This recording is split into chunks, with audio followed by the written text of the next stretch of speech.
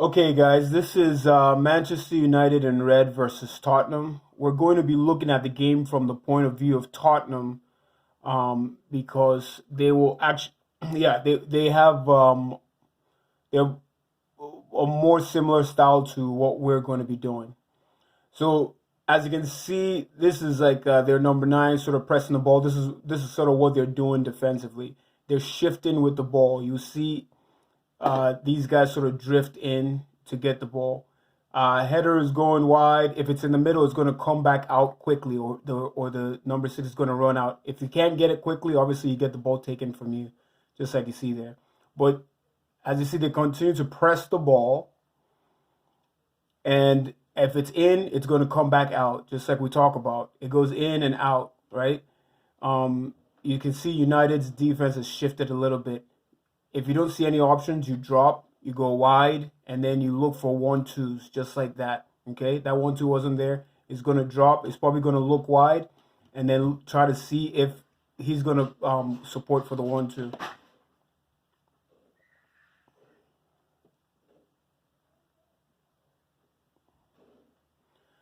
When we take throwings, I've told you before, I like quick throwings.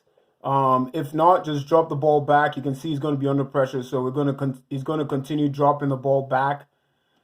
Going to continue dropping the ball back, and of course they're switching the space from this side to this side. There, you see that quick 1-2. That's kind of what we're looking for there, right? So that's a 1-2 where the fullback starts from a deep position to 1-2. So we usually like our. I'm rewinding it here. We usually like, so I'm going to pause it. I usually like my fullback to overlap. This is something they call an underlap. So he's passing it wide and then running through the middle. Again, in the future, I'll be looking for this. I'll be looking at this number 11 to get the ball to the feet and then pass it. But this is called an underlap, with the fullback running through the middle and then obviously getting the shot on goal.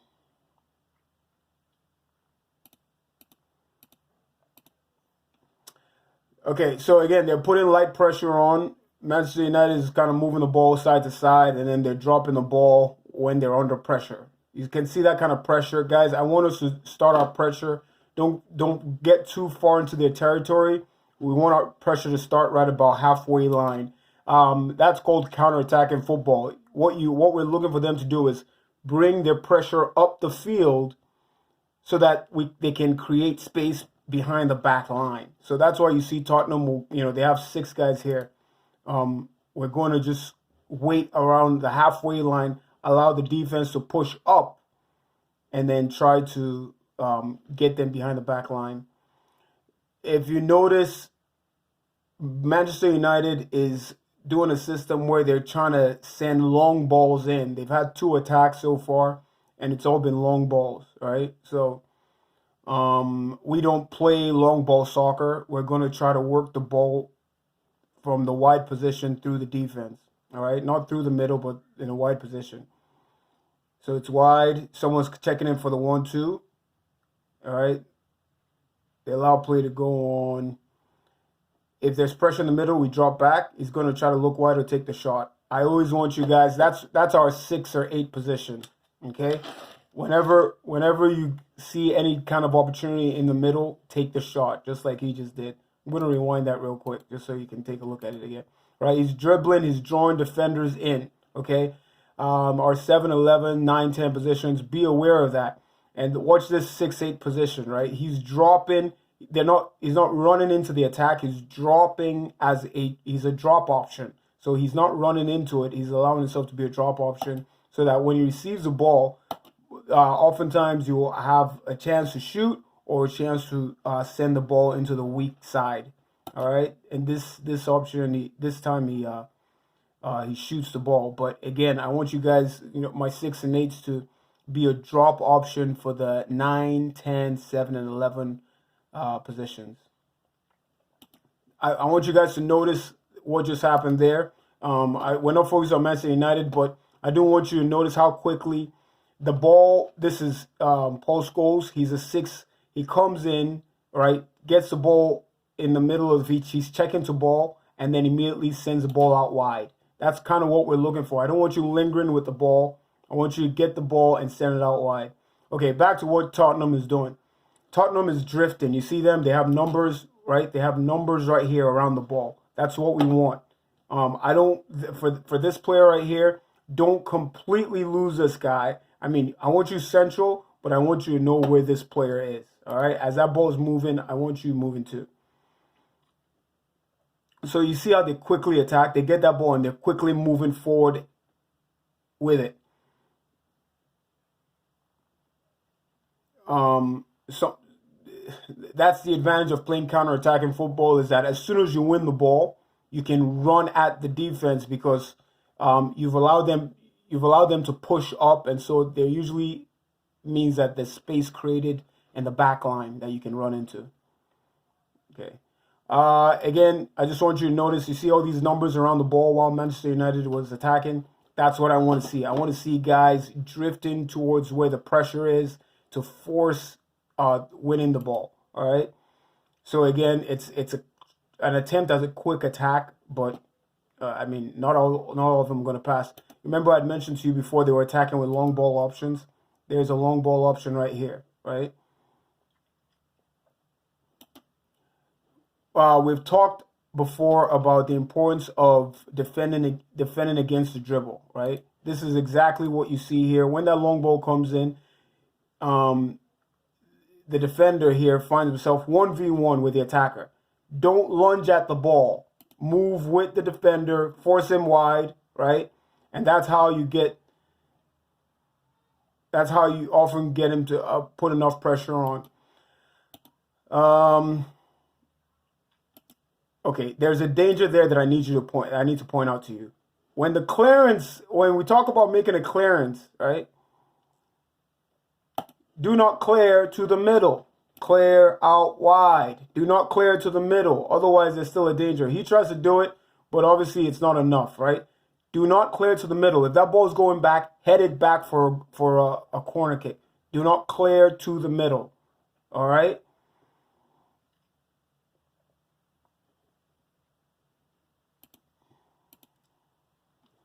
Okay, here they are again. Here's Manchester United again. He's clearing to the middle. We do not want to do that. We never want to clear to the middle, okay? When you clear to the middle, what happens is, obviously, if your team doesn't get the ball, there's a shot on goal. The other thing is, Manchester United gets to come out wide and stretch your defense. And now the defense is trying to figure out a way to put pressure on the ball. You see 1, 2, 3, 4, 5, 6. They've done it quickly enough in this instance, but it's not always the case. Go wide, right? Whenever you find yourself in the middle of the ball, try to move wide.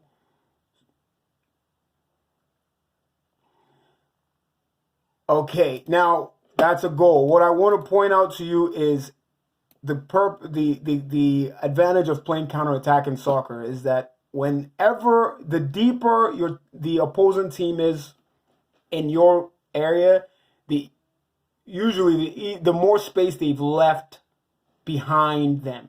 Okay, so when we play counterattacking football, which is what we're going to be doing, as soon as you get the ball, immediately start attacking them. Okay, so as soon as Tottenham wins the ball here, it's off to the races. This guy is going to run as quickly as he can into space.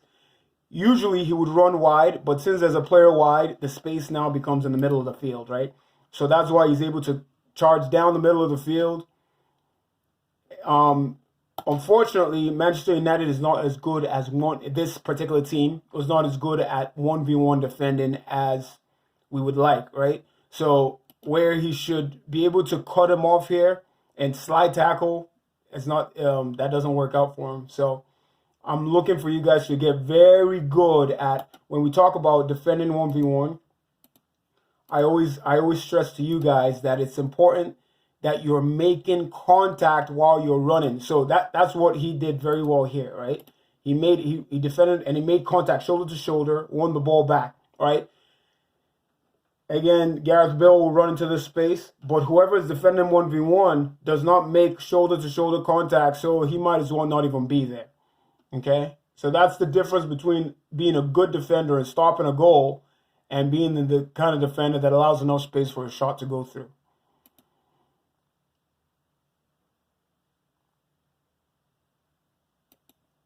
I'm going to fast forward through this. Again, they're defending deep because they're going to try to play counterattacking football.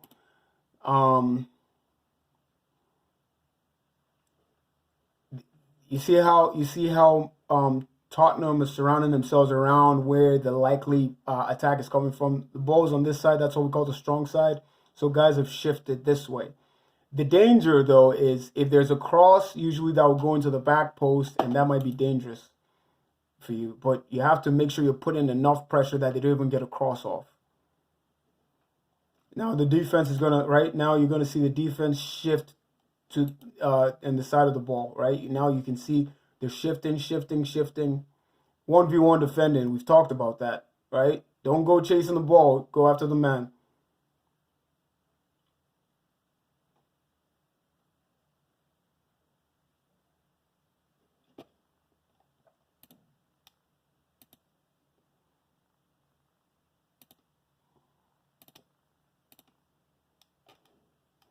Again, they're going to be defending right about the halfway line. We're not pushing. It's not full court press. As they say in basketball, we're defending right about the halfway line. The reason why Manchester United has to drop the ball in that situation is because 1, 2, 3, 4, 5, 6, 7 guys, there's no space. So they have to drop the ball, and they're probably going to try to swing it the other way. Watch how the defense begins to shift, right? Because they want to be around the ball. Right now, they're going to shift back a little bit this way because they want to be around the ball. Now, defenses, as I just want to point out one thing that Man U is doing well here. These are, when you're swinging the ball, it's a quick pass. It's quick, because you do want to shift that defense as quickly as possible.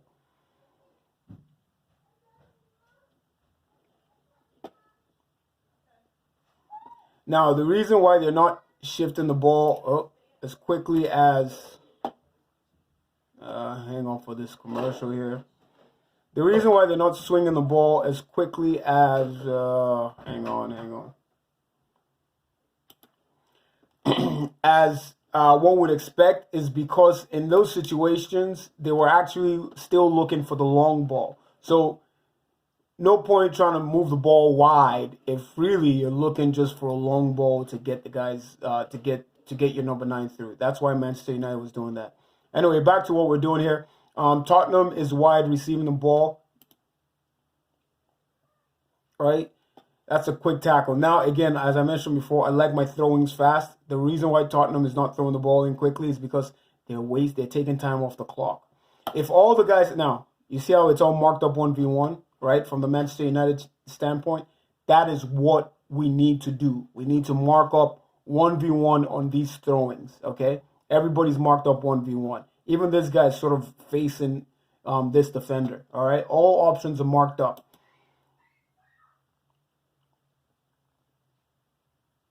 Marked up 1v1. We want to make sure of that, okay? That's how you defend properly.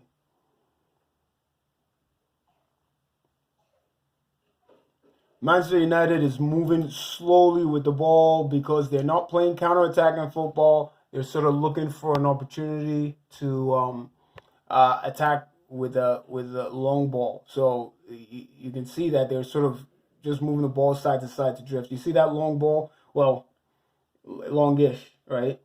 Again, Tottenham, numbers around the ball. That's what we want to see. Our center backs are in the center, okay?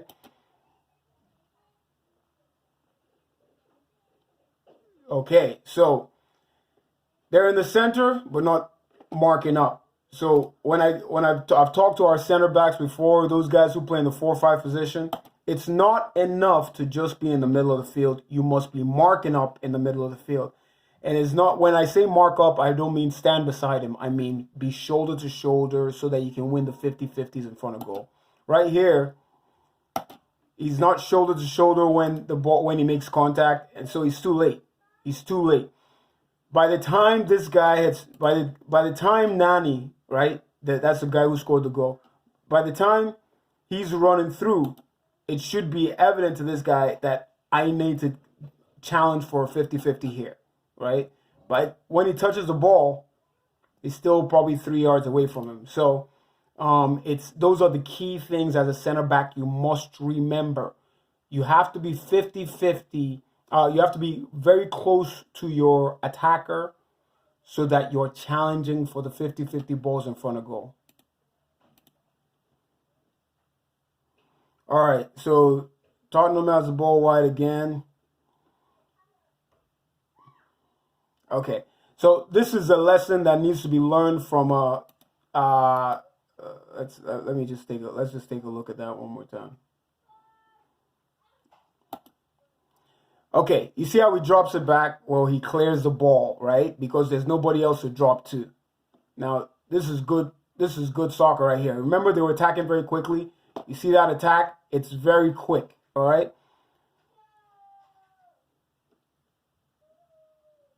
So he tried to give him a 1v1 defending here, right? After Tottenham, that's Jermaine Defoe. After he establishes possession, Manchester United defender tries to defend against the dribble by going shoulder to shoulder with him, but he's just not strong enough or fast enough, right? My number 9. This is my number 9. Number 9, charge through the center of the field as often as possible. When we have possession and we're attacking, I need you to be in a scoring position, right? And that's exactly what this guy is doing right here.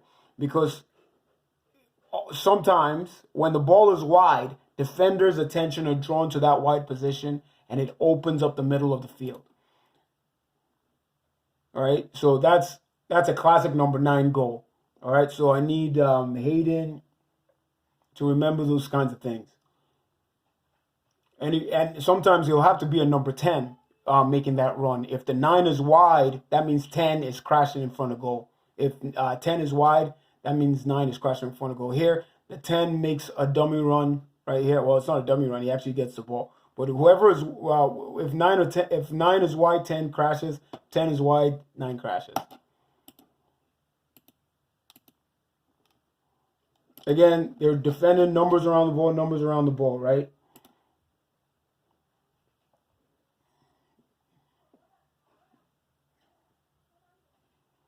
Okay, so right there, let's watch that again. Right, let's watch the buildup of that. They're numbers around the ball, but they're not challenging for the ball. All right, it's one thing to be around the ball and you're waiting for your attacker to make a mistake. It's another thing to force the mistake.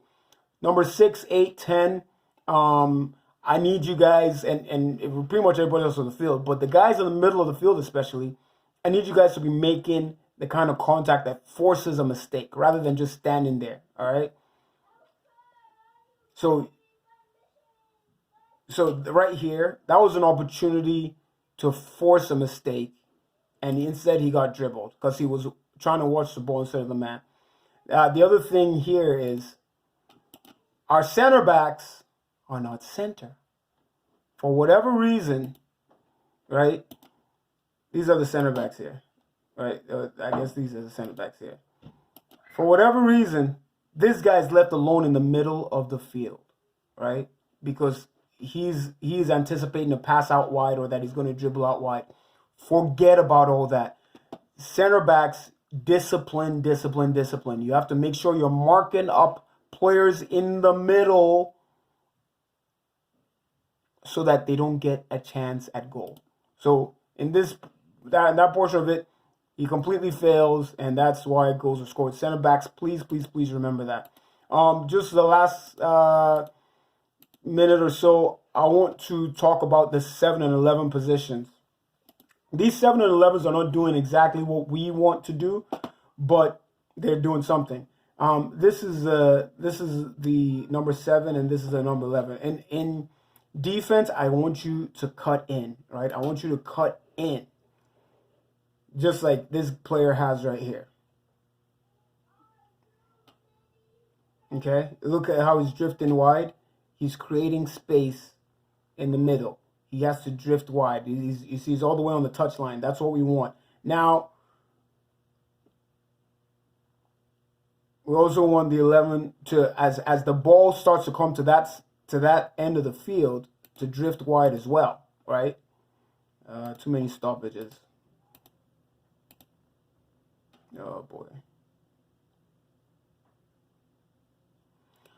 Anyway, we'll cover the rest of it a different time. I don't know what's wrong with my computer, but please keep these notes in mind so that next time we meet, we can be up to speed. Have a good one.